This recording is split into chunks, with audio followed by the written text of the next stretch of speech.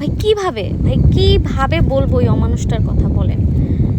মানে একটা মানুষ, ও যদি সত্যিকারের মানুষ হইতো কখনো এরকম করতো না। ওর মধ্যে তো একটা মনুষ্যত্ব থাকার কথা ছিল, একটা মায়া, এগুলো থাকার কথা ছিল। ও কিভাবে একটা নিষ্পাপ প্রাণীকে হিংস্র একটা কুমিরের কাছে দিয়ে দেয় জাস্ট একটা কন্টেন্টের জন্য।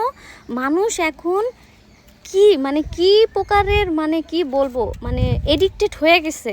দেখেন এত সুন্দর বাচ্চাটা, আল্লাহ, আমি দেখা এমনভাবে তাকায় আছে, ওর মধ্যে কত বিশ্বস্ততা ছিল ওই শয়তান ওইটার প্রতি।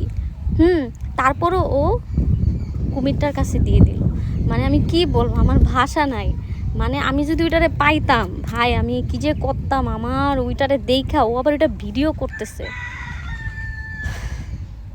এই বাগেরহাটে যে এই ঘটনাটা ঘটে গেছে ভাই, এটার আমি তীব্র নিন্দা জানাই, তীব্র নিন্দা। এটা যদি সবাই একটু তদন্ত করে যে আসলে কি এরকম করে নাকি, এরকম কুকুরগুলাকে কুমিরের কাছে দিয়ে দেয় নাকি, এটা একটু সুষ্ঠু তদন্ত হওয়া উচিত ভাই।